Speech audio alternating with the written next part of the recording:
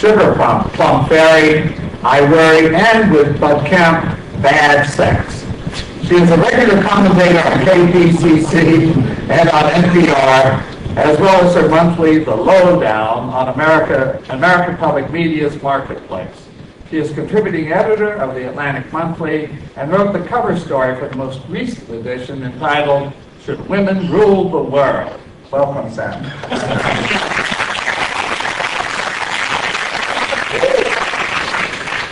And next to me, Michael Price is an Emmy and Writers Guild Award-winning writer-producer and has been a writer and executive co-producer of The Simpsons for the past 7 years.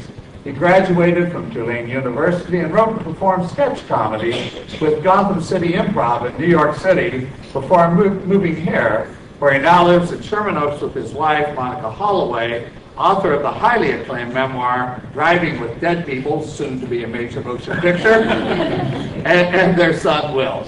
Well, thank you.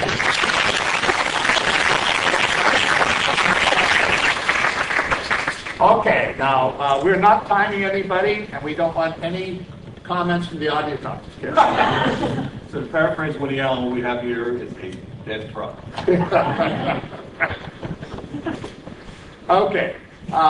We will have time for Q&A, but first we have a few questions, very general, and I'll let the panelists hop in any way, in any order they want.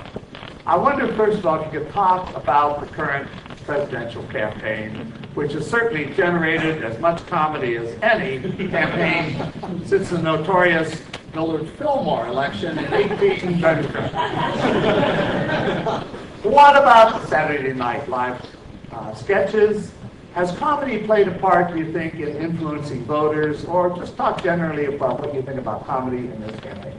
Jim, can I just jump in right with an opening problem that has nothing to do with your question? Try that? If you're not going to cooperate, I'm not going to cooperate. I say let's just go for it. I'm a Democrat. What is it about women who don't want to answer the moderator?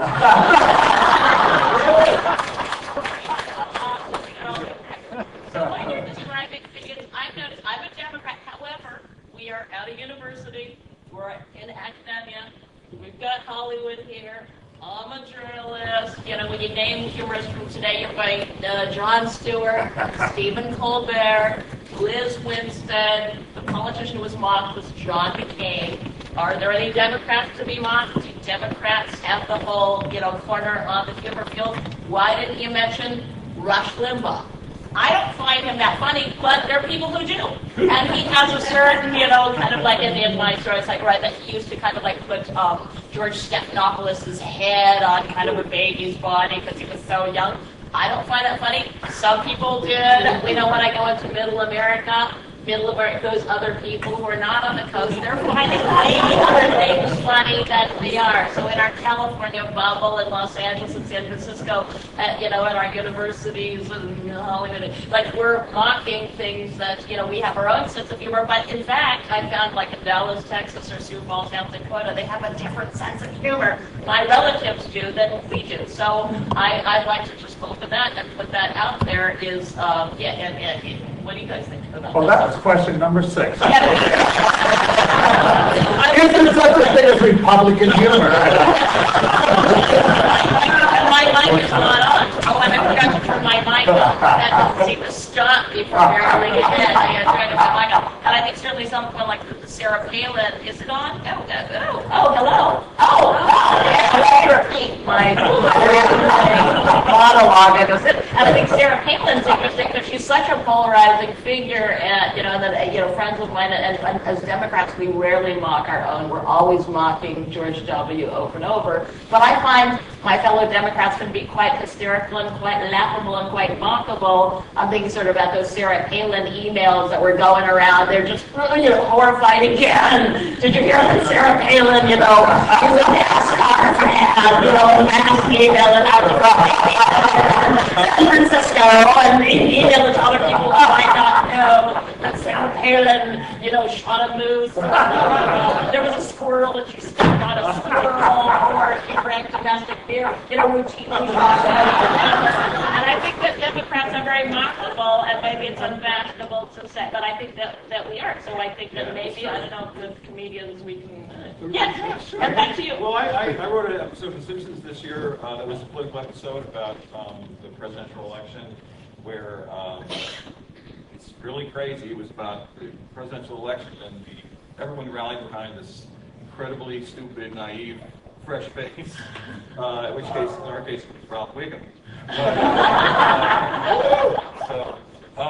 But on purpose, the point of the episode was less about the politicians, more about the media, and how, especially it was about the early primaries, and how the New Hampshire and Iowa caucuses become this huge thing that everyone follows whoever the front runner is. So in my episode, everyone got disgusted. Springfield ended up having the first primary in the nation. Everyone got disgusted by all these politicians, so they all wrote in as a protest Ralph Wiggum. He won 90% of the vote because he wanted the front runner, and both parties wanted to offer him their nomination. So we had a Rush Limbaugh, there's a Rush Limbaugh character on our show whose name is Birch Barlow, and he'd been on before. We wanted to do the Democrats, so I came up with a character named Adriatica Bell Johnson. And they met the Democrats, the Republicans on the Simpsons, if you watch the show, they meet in an old medieval Dracula castle. And, the Republicans are Mr. Burns and Dracula. So we had to have a Democrat meeting, and we wanted to be fair. We wanted to take on the Democrats. The Democrats met in a Whole Foods type place.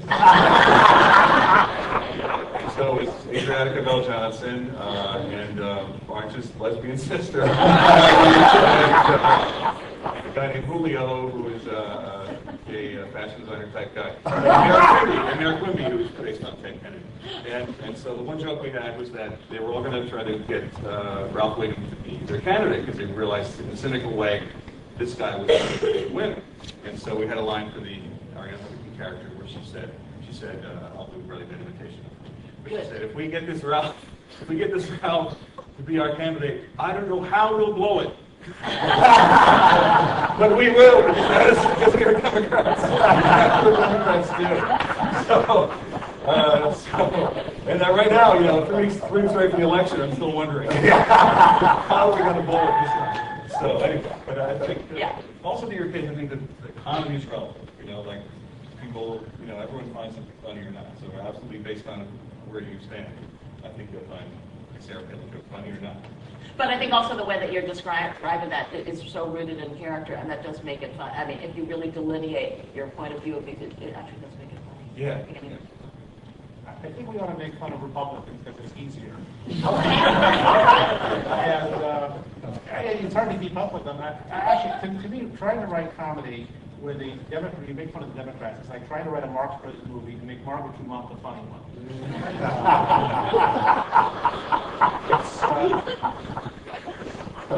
It's comedy of the downtrodden. Comedy starts with the underdog. It's not that funny to see a some people, but I can see poor people slip and fall in banana fields. It's much funnier to see somebody. You think the Democrats are the poor? I think the Democrats think. What? I'm sorry. Want to say 3 more times? It's 3 funny. I did 7. I don't think that's so funny. No, I think that the Democrats take the place of the poor, and the Republicans take the place of the overdog. They're always rooting for the overdog. And I think that I actually don't find Rush Limbaugh that funny. I don't think he's actually a humorist. I think he's there to reinforce prejudices. I think he's there. The difference I find between liberal talk radio and conservative talk radio is that conservative talk radio is all about we're winning, we're right, if something bad happens in the news to Republicans, you turn on Rush, he tells you why this is the best thing that could have happened to the Republicans. You turn on Air America radio, and they're always whining and saying how screwed we are, how terrible it is. It's something about the ego of liberals versus conservatives. Conservatives want to keep being told they're winning, and liberals keep on being told they're losing. And that it's funnier to be losing. It's funnier to work from that standpoint, from that side of the problem. Naturally, you can do about the more eccentric parts of the Democratic Party, about the more eccentric parts of liberals, but it's just so much easier to take on George Bush's. Well, I think it's simple. I think too. He gives you a blueprint every time he opens his mouth. Yeah. I think too that it's just natural that the Republicans have been in charge for the last 8 years, and you want to go after the guy who's on top. The joke is like like having a rich guy slip on a banana peel or fall down the sewer. So like it's natural to want to go after the people that are in power. So I imagine if Barack Obama wins and Democratic majority, the Daily Show, Saturday Night Live, Colbert, and Simpsons, they'll be the ones in charge, and they'll be the ones that everyone's focusing on, and I'm sure we'll find funny things. Well, I think also talk radio is an interesting point because I find, again, I am a Democrat, but sometimes I would turn away from my liberal or NPR, the buzzing NPR, the rolling, which I know I'm on, so I'm hardly to blame. But and I think the Democrats, that sense of the Democratic Party is to take many sides. And so we have the big tent. Everybody's in our tent, and I think that's an issue with the women's movement right now too. I think we women have too many people in our tent, and I think we should get the hell out, including the polar bears. Long story. These are not all our issues, and I think that many argue that since feminism, there's a great, Linda Hirschman's book is really interesting where I'll loop back to this eventually, that in the 70s she made a distinction between the Betty Friedan, the big-nose feminist, and the Gloria Steinem, camera-ready feminist. And the Betty Friedan feminists were just angry, the big noses, the big hats, it was more socialism and the poor, and then Gloria Steinem came in and said, it's your choice. You want to work, it's your choice. It's your transgender, it's your choice.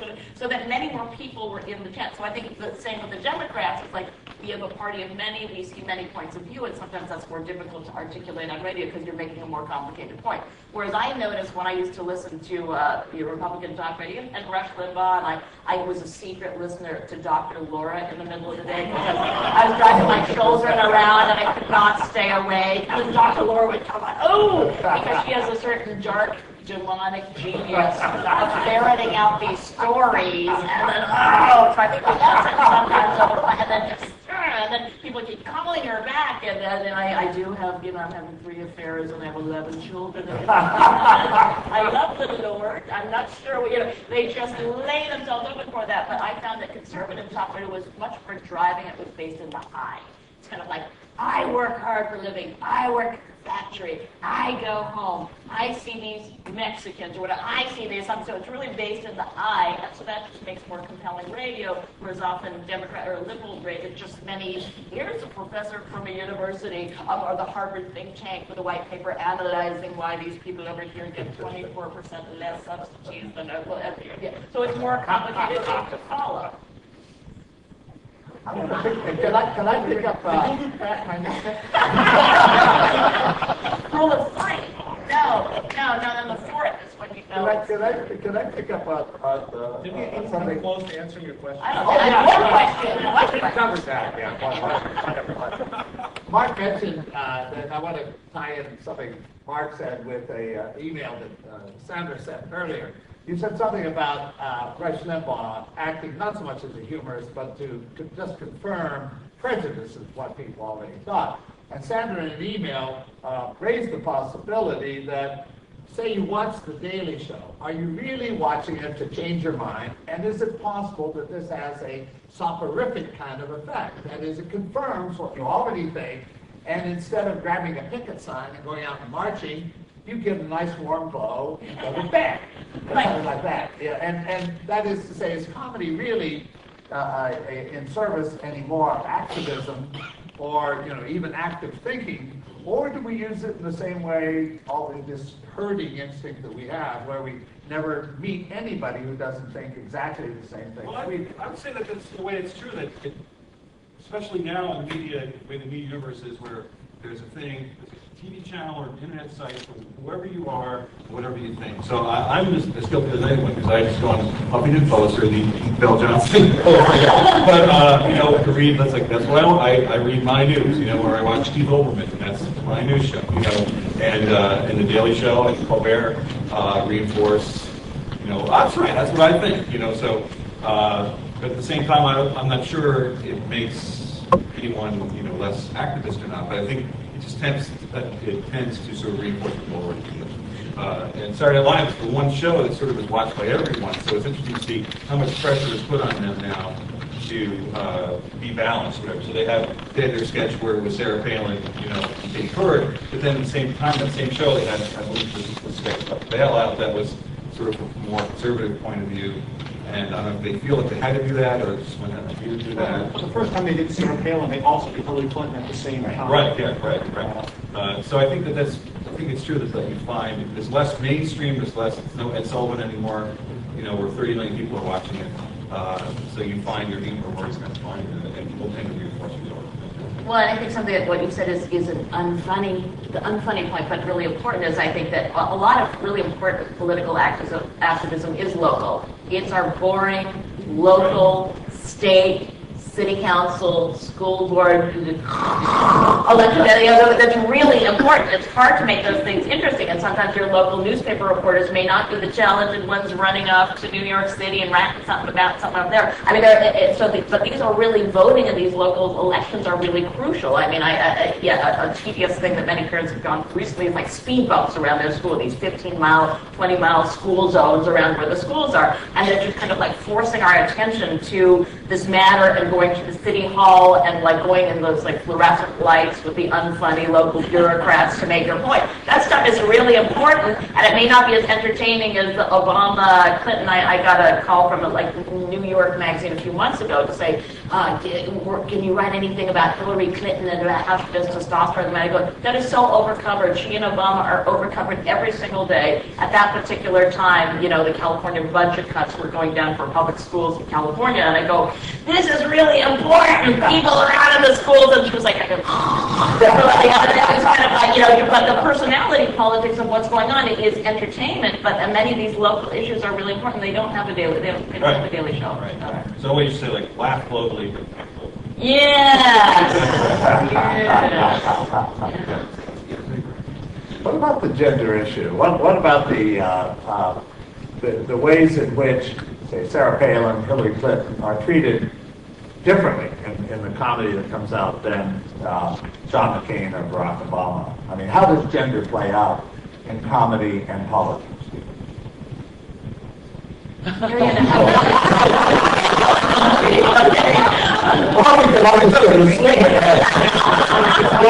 One thing that's true is that most, at least in television, most comedy writing rooms are male, are mostly men.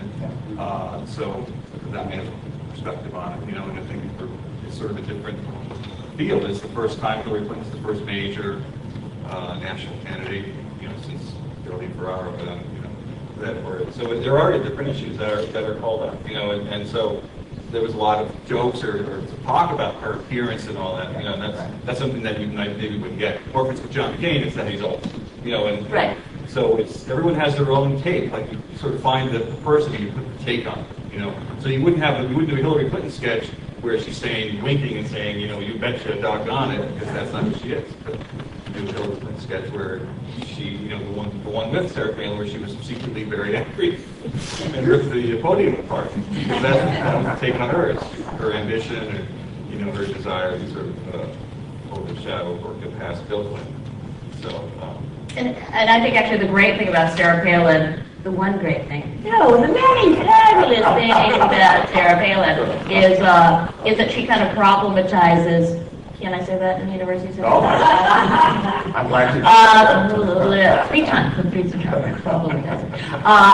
Again, the women's movement, which I guess I'm the only person tracking because no one is following. Is anyone following the women's movement? You're tracking it. Is that I think for a lot of time the women's writing, this is not necessarily the humor writing, but certainly there's a 20-second digression that could maybe here. Certainly women's writing has been dominated, like in the universities, of all the Democrat women. So, and I've just done a review of G.D. Meyer's book, Why Women Should Rule the World, and it was so blue statey. And so when they talk about women in power now, it's kind of like Hillary Clinton. Everyone loved that Ann Richards from Texas with the George W. was born with a silver spoon in his mouth. Even though she lost her election, she's not really in play anymore. This book would not mention like Condoleezza Rice. Hello, No, and then when that Condoleezza Rice, even the frightening Ann Coulter, she's a frightening kind of death skull on an anorectic body. However, she is a woman, so you should, if you're talking about women in the media, so there's this been convenient leaving out of these Republican women while we talk about Ann Richards. Like, I love Ann Richards, but she's not in play as Condoleezza Rice is, so I think it's a great thing that all women are out there, and it's not like some are women because they are for women's issues. I mean, I think going back to the Sarah Palin thing, I was just amazed on these emails of, she's not really a woman. She's like a transsexual moose shooter. She can't be a woman, so she's not for our women's thing. And I was angry about because the polar bears, somebody had written me this email that, Sandra, you should be irate as a woman because Sarah Palin ships polar bears. Like, polar bears are not a women's issue, unless they're drinking cranberry juice for the urinary tract. But I love it. That's not a women's issue unless they have tract. Okay, that went off. All right. So I think that's an interesting time, but I think it's great. I do think it is great for women that we're kicking open the door, and women can be scary and liberal and Democrat and Republican. I think it is great. I'm sorry. I think it's good. Maybe not so. What about the other side of Sarah Palin, her attractiveness? She's got that little wiggle and the hair. She's got cute things. Don't you think she's a little? So let me throw out a really vile joke, Mike. Oh, good. Go. Thank God. We need a vile. You have an email.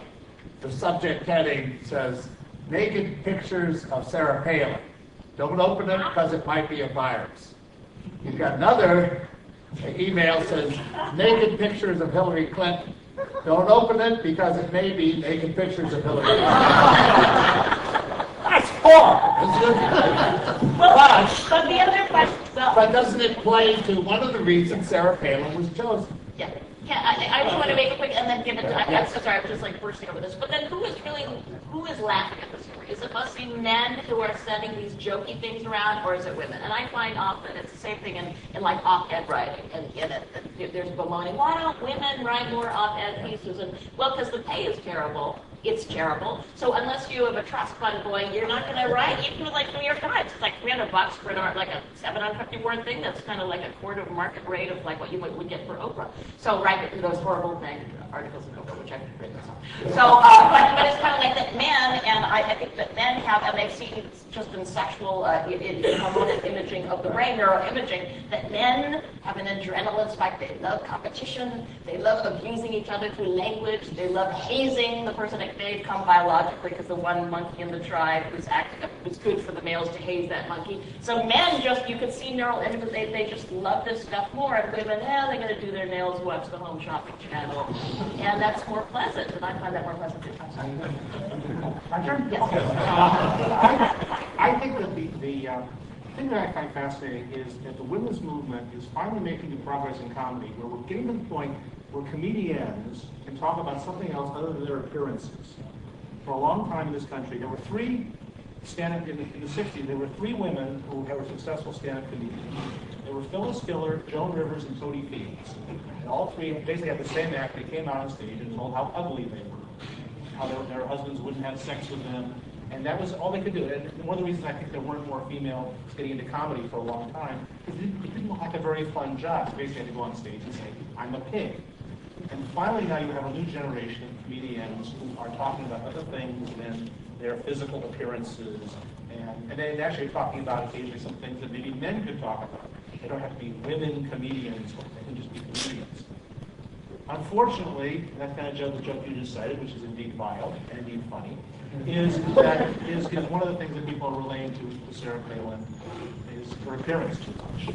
I think there's plenty of things to say about this woman as a political entity, as a political force. The exact same thing you'd say of the male governor of Alaska. We're doing all these sleazy things with they're saying now that she had her house built by the people who got a big government contract. That's funny. It's the same thing. It's kind of the Ted Stevens influence. It's the same thing. you've got all these things that are going on here where and what she's doing is she's putting a very human, kindly face on a very ugly political agenda. And her shield is the fact that she's cute and she twinkles and she sparkles. And remember before the vice presidential debate, everybody kept saying, will Joe Biden go too hard on her? We come off too harsh. We lose points by being too. They never said that about anyone else in the history of political debates, other than when somebody went against her. And nobody ever said they're saying, will Barack Obama come off as too harsh because he's mean to John McCain? Nobody said that. Admiral Stockdale. Admiral Stockdale didn't know where he was.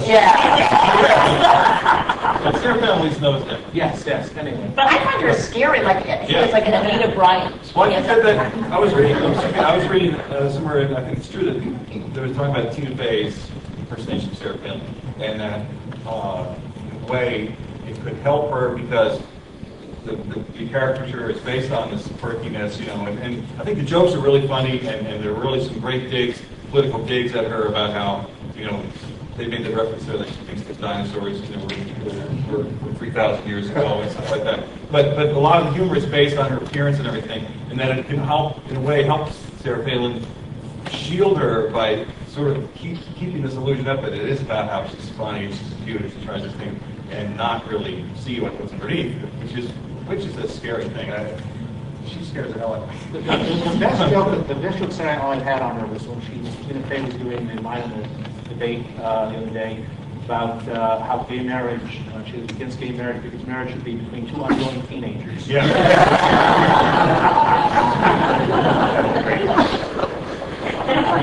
As long as it's about like her shooting wolves from a helicopter, and that you might not see the other stuff. So I'm hopeful that they will, comedians, and I think Jon Stewart is doing it very well, and the president very well. But also certainly they'll continue to dig and find more veins of humor about everything. It's not just sort of the obvious, games all over.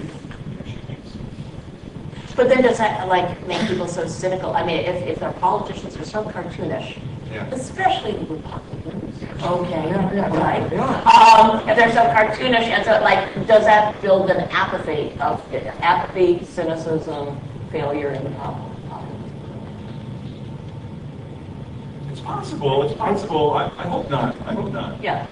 Because what it does to me sometimes, my wife and I will watch Jon Stewart, and sometimes as funny as it is, it'll still make us mad. And so hopefully it'll make you care enough, or expose something that'll make you still want to go out and vote. And I think, at least this year, the difference is, I remember 8 years ago, someone saying, what's the difference between Bush and Gore? They're all the same, it doesn't matter. And that person then voted for Ralph Nader. But how'd that work out? Thank you. Yeah. So, but I think the differences are very strong this year. Hopefully, people will understand that you've got to vote. And if people don't want to vote, they're not going to vote. See, I think the cynicism would be if we accepted what we're getting as the kind of politicians we have to live with. It would be cynical if we said, okay, this is as good as we're going to do. We'll have to settle for this. There's an idealism inherent in saying we should be getting something better than we're getting. And unfortunately, it comes down to some question about us getting the government we deserve, getting the politicians we deserve sometimes. We are not demanding enough of them. And one of the nice things that Jon Stewart and Stephen Colbert and Bill Maher do is that they articulate the fact that we're not happy with anybody that much. A couple of years ago, a year or two ago, Fox tried their version of The Daily Show, which I think was on for about 4 minutes. That's what it was called. The producer gave these interviews where he said,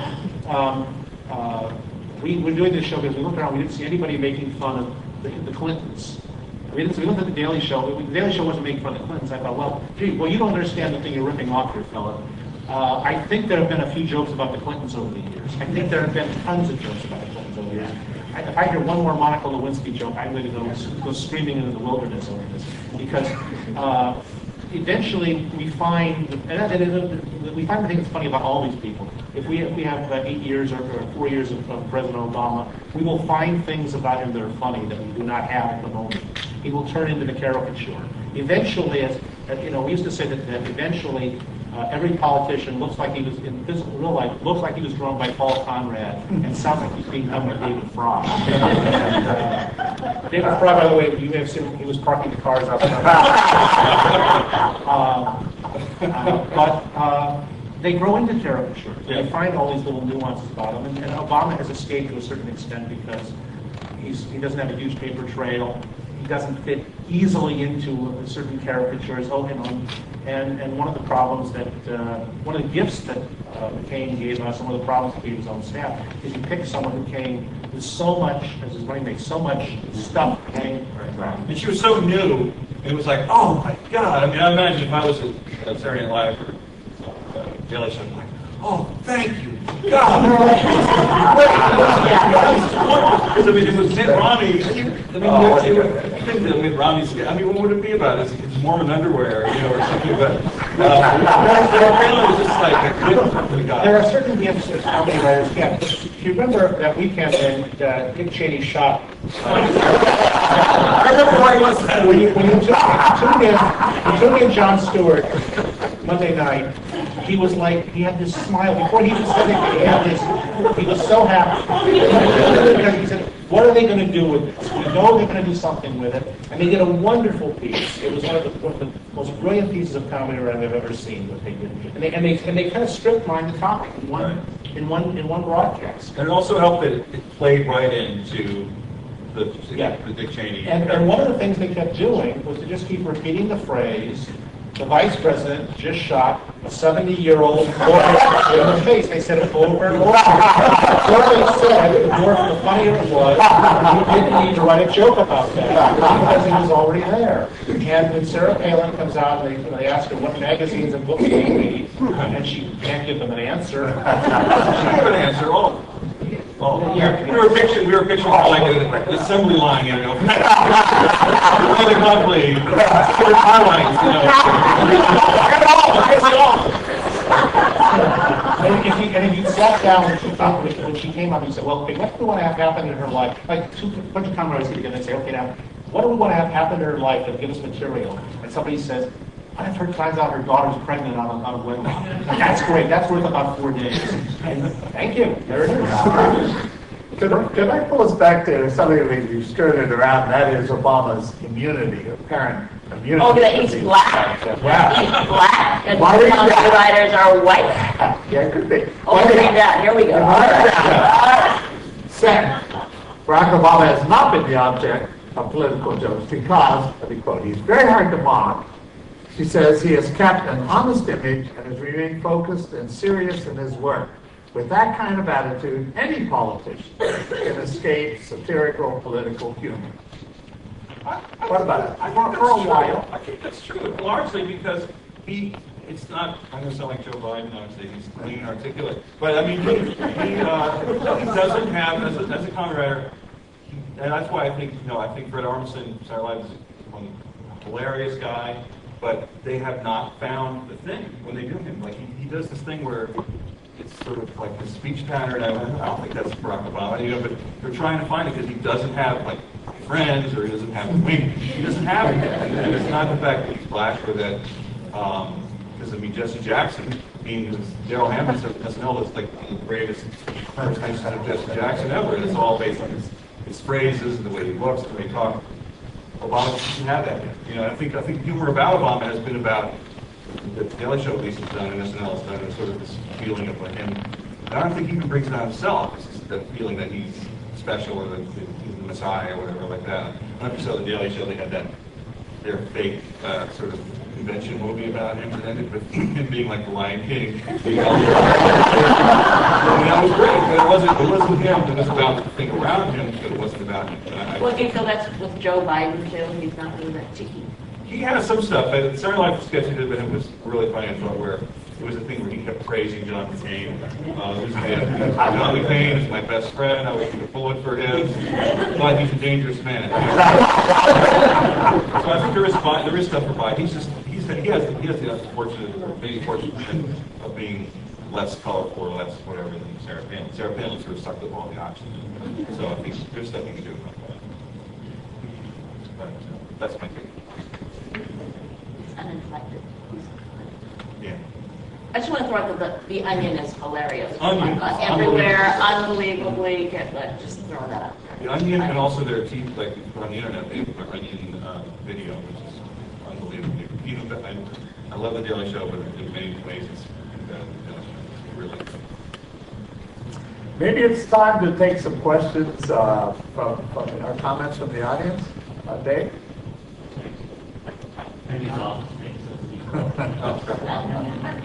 One of these observations, and not very serious. Brief observation is something else that makes, I think, candidates or politicians impervious is that some of them are so inherently dull that there's nothing you can, unlike John Kerry and H.W. I mean, you can't make up jokes about them because they fall flat. Right.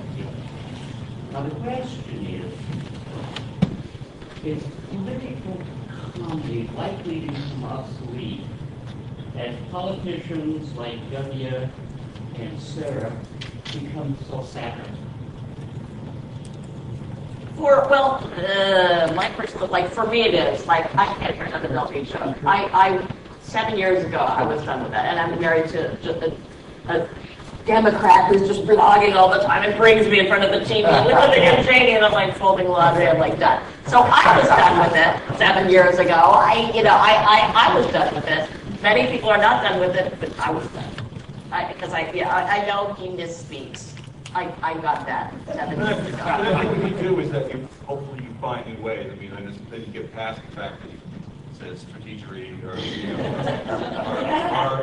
our children learning? Yeah. When you get past that, then you get to what he's really doing, the policies, or like flying into that aircraft carrier and acting like he's Cooper, So then hopefully you don't get lazy. I mean, that's lazy comedy can sort of just stay on the same thing. Hopefully you find new stuff.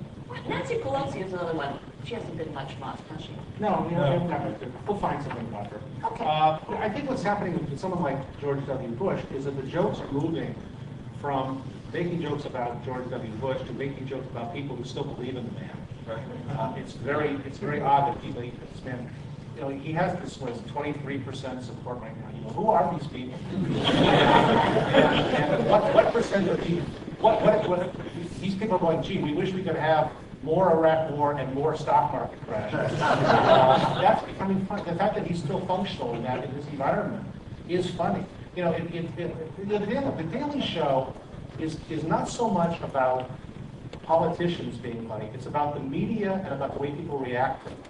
Most of what the Daily Show does is ridicule the media a lot more than they ever ridicule the public, the politicians. And when they do after the politicians, what they're doing is essentially saying the unstated policies. Why are we the only ones saying this? Why are we pointing this out? They have this wonderful library of these pieces they've done where they've shown you a clip of George Bush saying something, and they show you a clip of him 3 years ago saying either the exact same thing about something else or just the direct opposite. And in the era of YouTube and Google video and accessibility where we can download all the stuff, we have access to Nexus, why are they the only ones? Why isn't CNN showing you the clip that makes George Bush's statement today or John McCain's statement today look as stupid and hypocritical? In McCain's case, you got to go back about 2 weeks to get the corresponding clip. It's still on the CNN website, and they don't show it. To some extent, it was 2 minutes, because I think that one day he said the economy is fundamentally strong, and like 3 hours later, this is the worst crisis we've ever had. Yeah, you're absolutely right. Yeah. Yeah.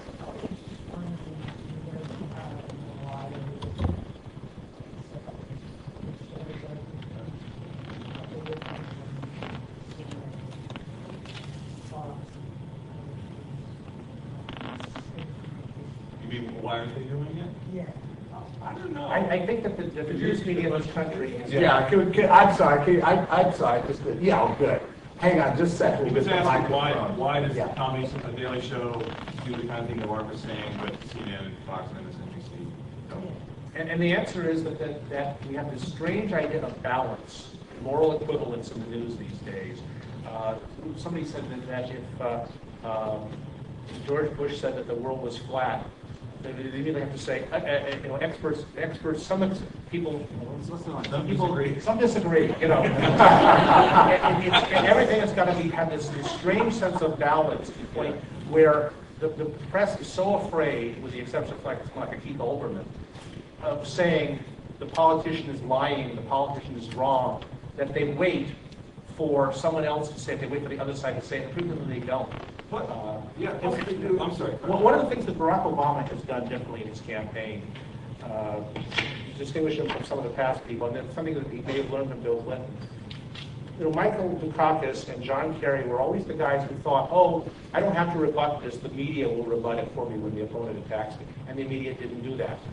So the idea of Al Gore having the minute the internet got out there, and the idea of John Kerry, some of the ridiculous stories are about John Kerry and the Swift boat thing, didn't get properly rebutted because they thought somehow the process would take care of it. The process doesn't take care of that. Because we've all seen that there are, to this day, Palin supporters who think that she turned down the bridge to nowhere. She said it enough times that they believe it. I think the media has stopped being something that's supposed to inform us. The media is something to try to make us comfortable and sell us a lot of products. But I think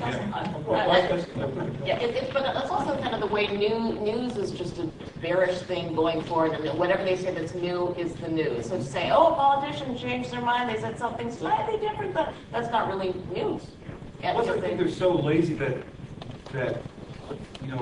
on the 24-hour news channels, there's maybe like an hour of news, and the rest of it is like a host, and they go, here's what happened in the news today. Here's a guy from the left, here's a guy from the right, and you sit there and they yell at each other, and the moderators say, you're lying, and that'll fill 20 minutes of airtime. And so it's just this, again, it's like Mark's saying, it's like the illusion of balance, where it's like, just let these two guys yell at each other, and then everyone's left going, what the hell? Yeah, and I think the dealership with Colbert, they're looking at rhetoric, which is really interesting for writers and anybody within the media. It's rhetoric. It's interesting. Yes, back over here. Sorry.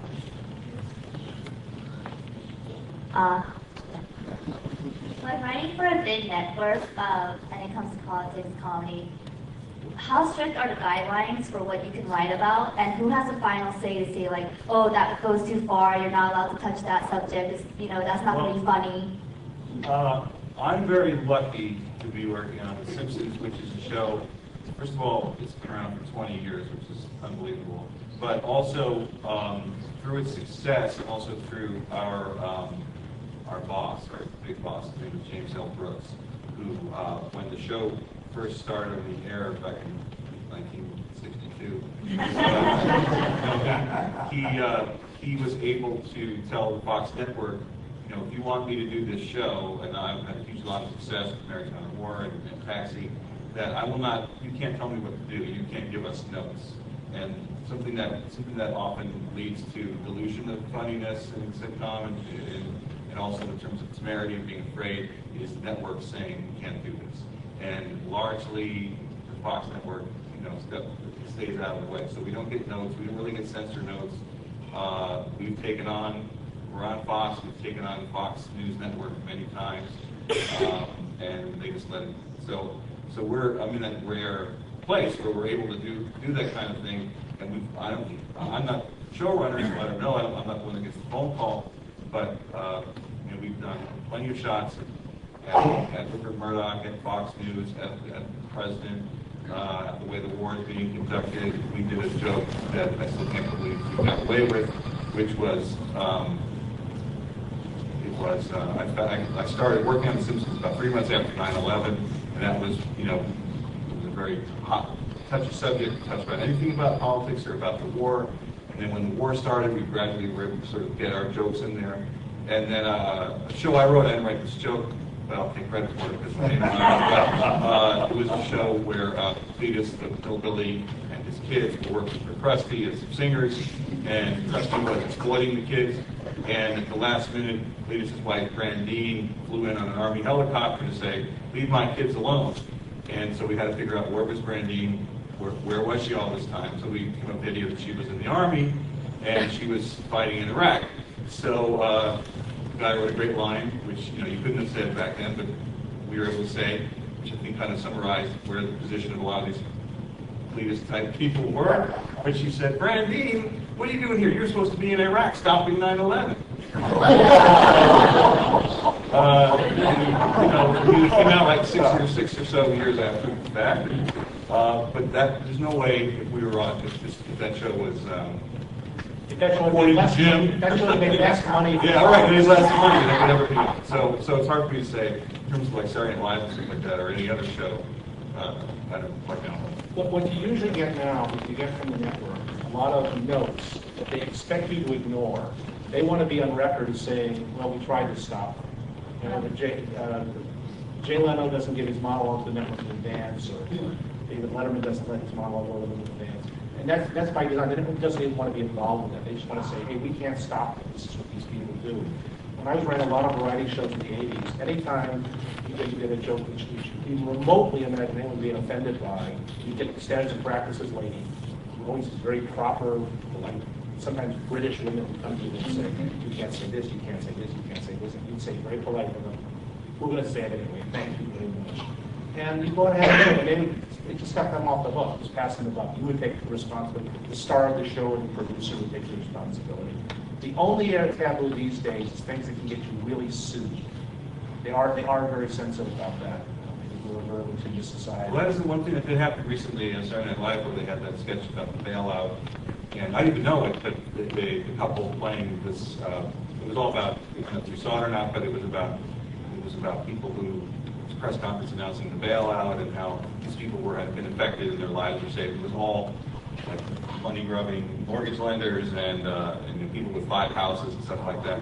And they had this couple who said that they had sold a lot of subprime mortgages and they made a lot of money on it.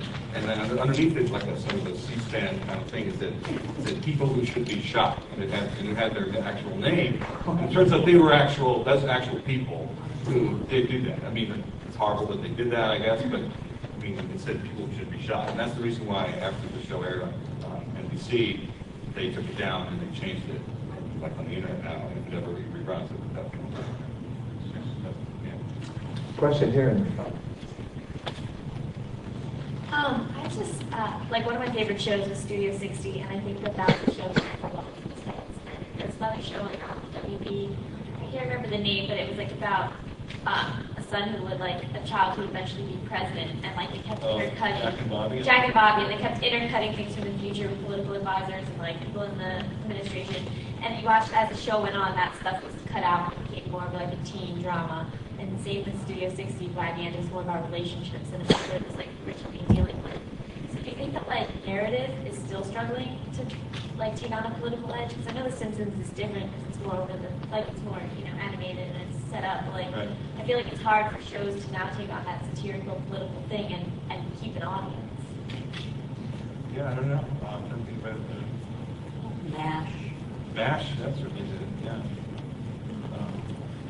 I think ultimately, again, it talks about networks and being afraid of trying things and trying to make what works. You know, so in the case of like Studio 60, you know, that show was much acclaimed, but the ratings weren't great. And so someone in the network said, "We need more of this, Matthew Perry in Love with This Girl. You know, get rid of that stuff." But the West Wing, you know, was a show that did all that stuff and was a huge hit. So I think if Studio 60 had been a giant hit out of the gate, they would have said, go do what you did. When in doubt, go for it. Yes. I'm curious what you think about the now. Yeah, I'm curious what you think about the now sort of infamous New Yorker cover showing the Obamas dressed as Muslims in the White House doing a knuckle bump. Some people thought it was just brilliant, funny, witty, trenchant, and other people were horrified by it. Thought it sort of, you know, reinforced a certain kind of stereotype. What was that all about? I have to use the restroom. I'm going to let you take that. I know you can do that. Take your mic off. Yes, that's right. Take my mic off. Thank you. Turn my mic off.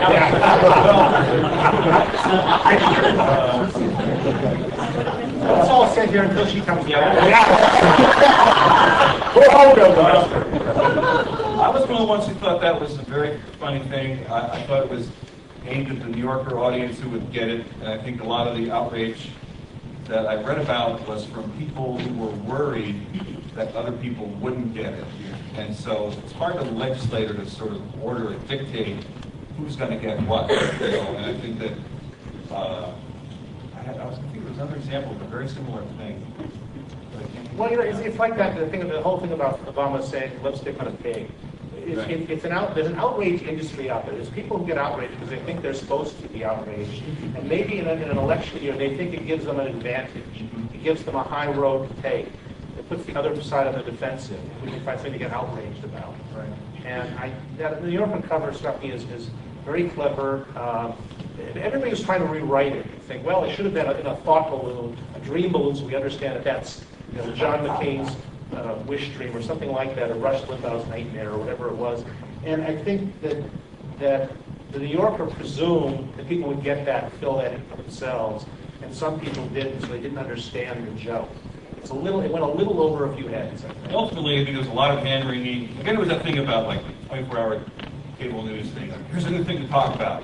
So this guy says this is going to destroy Obama. This is going to, ultimately, I mean, look where we are right now. It's got a 15-point lead or whatever. But I think that's a style of humor, though, that is very. There's a word that we use a lot in Simpsons, whatever. It's called meta, which is like sort of like humor about the humor. And that's what that was in a way. It was sort of taking these stereotypes and just making them huge and then blowing them up. That's what I was thinking about. I was thinking like if I was working on a Saturday Night Live type show, it would be funny to do. For me, it would be funny to do a sketch similar to that, where it would be like an 8-year-old kid playing 8-year-old Barack Obama, hanging out with Bill Ayers, like I mean, that's sort of thinking that same thing and sort of blowing up and showing the absurdity of this thing, So if anyone was watching that live. In the way back. Thank you. I was wondering, do you think that we'll ever reach a part of society and the media where we'll get over the whole left-right paradigm and just be able to call a spade and all agree that at best both parties are malevolent? That's how I feel. That's totally how. But I think just in terms of narrative and characters spinning forward, conflict is more easy to see. It's more so I think probably not, because if the media is driving it, personalities probably not. But I agree with you. So there. Conflict is empowering. People want conflict because they can exploit it. Pat Buchanan, back in the Nixon administration, famously wrote a memo that said something like, it's our job to rip the country in half and make sure we get the larger half. Because that had a value to help to drive their agenda. And one of the things we've seen, I think, in the last 8 years in this country has been that kind of flogging of the us versus them mentality to a high art. And so I think there will always be those kind of conflicts, whether they'll be left or right, or whether they be liberal or conservative or gay or straight or whatever it is. People can get someplace in this world by exploiting differences, so they will. So they have to find differences. Back.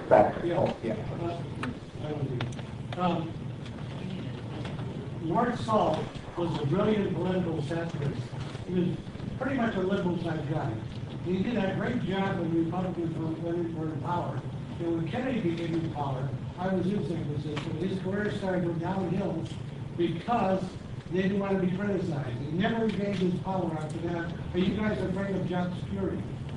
I think you make actually a really good point. And I was talking earlier, like kind of I'm a writer. I've been in theater for so many years. You go to repertory theater, you want to make sure that old Jews are pleased with you, because that's repertory theater. And it's kind of like you look around, and that's a really cultural Jewish who are going to the theater. Thank God, a 590-seat theater. It's packed on a Sunday matinee. It's going to be a lot of older Jewish people. Holocaust plays do really well. Tuesdays with Maury. I mean, it's just a fact. Just a fact. So then if you're playing to that, and I certainly moved on the seat, it's kind of like, so if you want to throw some red meat out to that group, and it is really a lot easier if you're in theater to play to that. There is not really much Republican theater in this Grand Ole Opry or Opry, or whatever that is. Just not that many Republicans go to the theater. And I was doing a show called I Worry, and it opened at the Kennedy Center during the first few weeks of the war. And I routinely have people like, how many Democrats here, how many Republicans, very few. And I think that it's just a fact of life that, with a certain cultural type, country music may be more Republican, but many of these forms, clubs, San Francisco, it's just going to be more, and those are the people that you're playing to. So if you want to be funny, they will appreciate it. It's much harder to make edgier humor. It's a hard thing to do. Let me make 2 points. One is, I think I disagree with your history on where Saul tanked it. I think his career didn't really tank until after Kennedy was shot. He turned his stand-up act into 2 hours about the Warren Commission report. I think he was actually doing fairly well the first year or two of the Kennedy administration, and then it went down. The second point, which is now taken in a different direction, I agree with something Sandra said. How many people here can name who the comedian is who has sold more comedy records than any human being in the history of comedy records? Jeff Foxworthy. Number two is Ray Stevens. If you count him as a comedian. There is an enormous industry out there for country humor. There's probably at this point, there's probably more people out there listening to Larry the Cable Guy than listening to Stephen Colbert on some evenings. And that's not very overtly political humor, but it at least has the subtext of endorsing a certain kind of view of America that maybe is not what some of us would. But I think Foxworthy is very, very helpful because he helps you know whether or not you are a redneck. But I think that's true. The South, that whole South of the country, it's such a specific. Yeah. If you beat up hippies, you may be a redneck. I guess I have a question. It's either a question or an observation relative to the academic panel, but the state of African American political humor in this climate with an ostensible African American front runner in the race. You look at the legacy of people like Eldridge Cleaver, Dick Gregory, certainly Richard Pryor helped transform the conversation of race in America. Where is the African American political voice in today's context? The African American political voice is probably Chris Rock. And maybe Well, there's interesting. There's a new show coming up. I guess it's starting next week or something. So I think it's sort of like a Black Daily Show type of thing. So let's see about that. But also on the Daily Show, I'll give a plug. A friend of mine, but Larry Wilmore, who does. He's called the Senior Black Spot on the Daily Show. He's really, really funny. His stuff is really funny. What's interesting about him is, that's what the Daily Show does. They take what you assume would be a position and flips it over. And he usually largely is agreeing with what you call like the more racist views and things. But it's a great way, sort of like what Colbert does, to sort of pretend to be it, but by showing it to be false. I miss In Living Color. I used to just laugh my bottom off over that. It really broke through everything to an intense degree. You got down to Dave Chappelle, great. Dave Chappelle, great. Before I worked on The Simpsons, I worked on a show called The PJs, which was an animated show about a housing project starring Andy Murphy.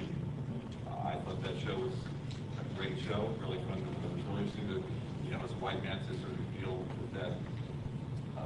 With those characters, we had our writing staff was very racially mixed. It was a really interesting world to get to, and didn't last on the year. But to a certain extent, not to speak for African Americans, which I'm not, but it seems like that is going through that their legacy is kind of like the old school, the civil rights, the '60s.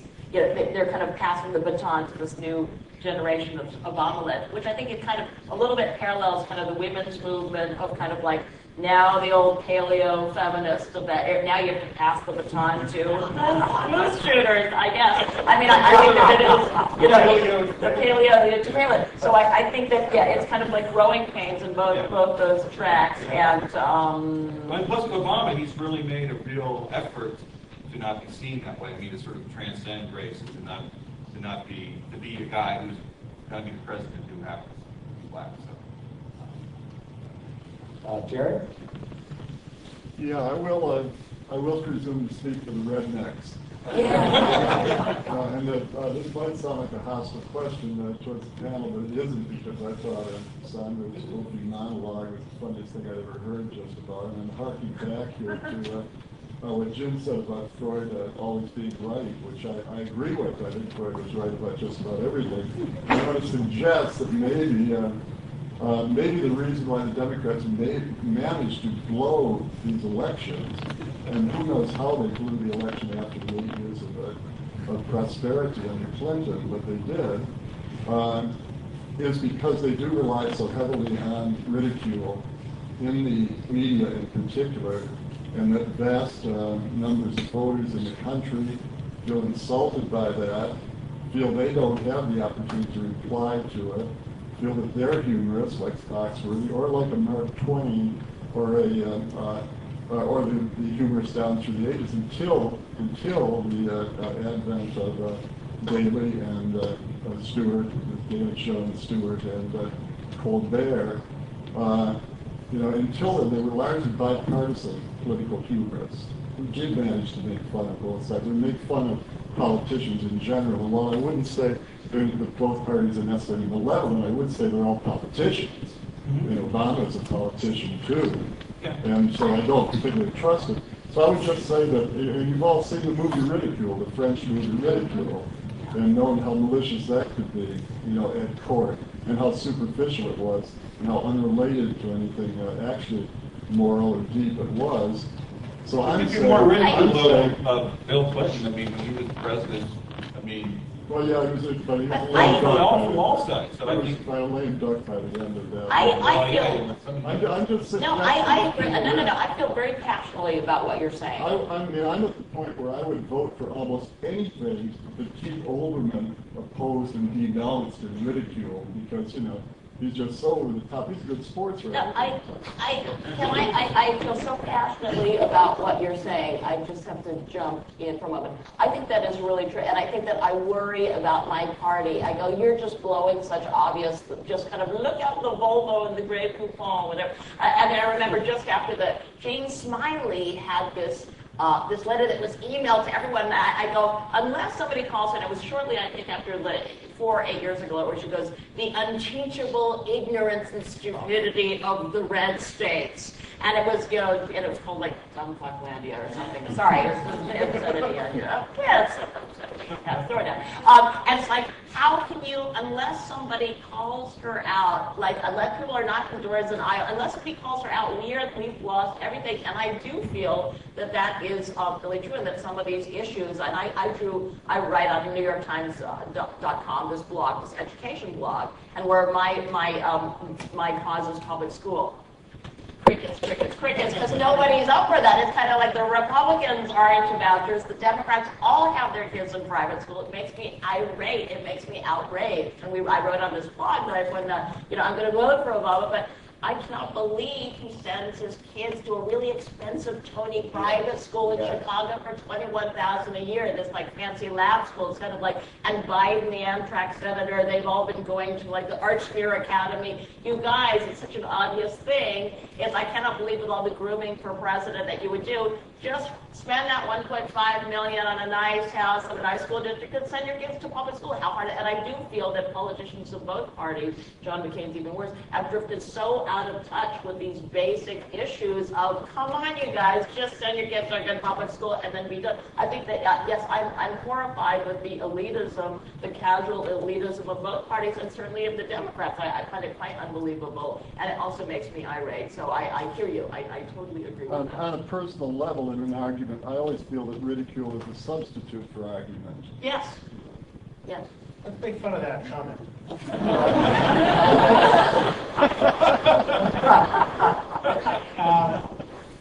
I think I disagree with you. First of all, I think that there's a lot of reasons why Democrats lose elections. One of them, one of the reasons they lost a couple was they didn't count the votes. And secondly, I think that yesterday on, I don't know if you saw Rachel Maddow's show yesterday, she had David Frum on, and David Frum was trying to make the argument that ridicule, the kind of ridicule that she does of politicians on her show, was somehow the left-wing equivalent of people at McCain rallies screaming, kill the traitors. I don't quite understand how what she does is how violence and nonviolence are equivalent.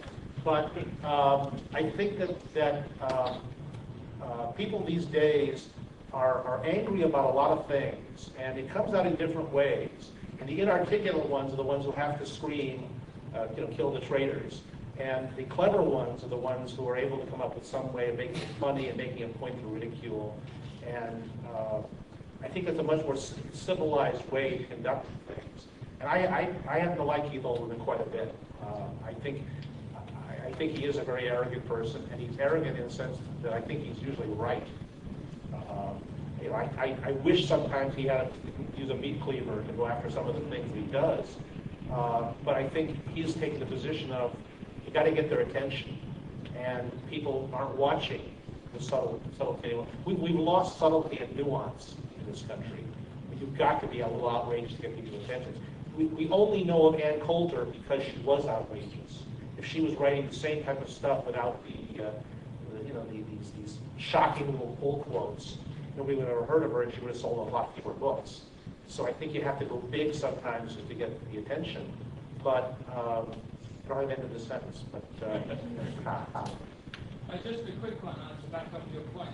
What do you think of the equivalent?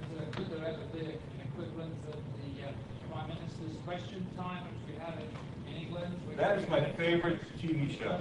I love that. That is great. People won't do that. The debates, we just been through these debates, there's one tomorrow night, which seem to be calculated so that nobody can say anything. Nobody can ask a follow-up, nobody asks a question. I don't know why people who purport to want to be our leaders cannot speak for more than 90 seconds or face a follow-up. But that's the event. And Sarah Palin seems to be getting away with, to a certain extent, with running a presidential campaign without ever being asked another follow-up question, getting herself to a minute where she's just going to drop puffs for the rest of the election, apparently. We don't demand more of that, and the broadcast networks are sucking up the candidates to a certain extent. MSNBC or NBC has kind of sent Tom Brokaw out to be the outreach to the McCain campaign, and to convince him that he's not so bad, that NBC isn't so bad, MSNBC isn't so bad, that he shouldn't come on their network occasionally. Because there's viewers they want to get. They want to get that. We don't demand that our people have a public accounting the way they do in England. And until we do, you're not going to get that wonderful question. I wish they did, because if they had that, Prime Minister's Question or President's Question Time, I think, if it was, we also had a parliamentary system like England has, after maybe a couple of weeks of George Bush, there would have been like an immediate call for a vote. They didn't have that. I wish we did. We didn't have the situation where Scott McClellan was scolding the press for not asking him tougher questions during the Iraq War, and I don't think you'd ever have that in England. Yes, back in back. Yes. My question about making money. So I guess Evan and Sandra, it's over you, Mark. Seems like I said. You should ask me. I'm a teacher. So you look at the humor that has legs, right? It's almost all socio-political stuff. Sandra, you mentioned Living Color, I think. Like the old SNL presidential impersonations, he was so funny when Dean Martin or Dick Rome, whichever one of the laughing guys died, it's a big thing, and that stuff's still funny. But when you look what's on the dial, it's not really the political stuff that you see out there. So how do you guys, as professional writers, kind of get your political humor out there? I mean, are you facing resistance to putting it out? Well, first of all, there's actually an argument, if you just get at the network, this is kind of a follow-up on the question earlier, that sometimes they don't want to do political humor because it dates. And Johnny Carson, to his dying day, was very frustrated that he could not find a way to market his old reruns more effectively and exploit them. He wanted them to be seen on television as often as I Love Lucy. And yet every time they tried to repackage and edit them, they found they were too topical. It's not just the political ones, but just the current references that he used. People wouldn't watch them. So there's an argument to that. And it's not just the networks want this. If we all got together to produce a TV show, we might think, well, let's try to make something that's going to run forever. It's kind of timeless. Well, I have a book, my new book out, Mother on Fire.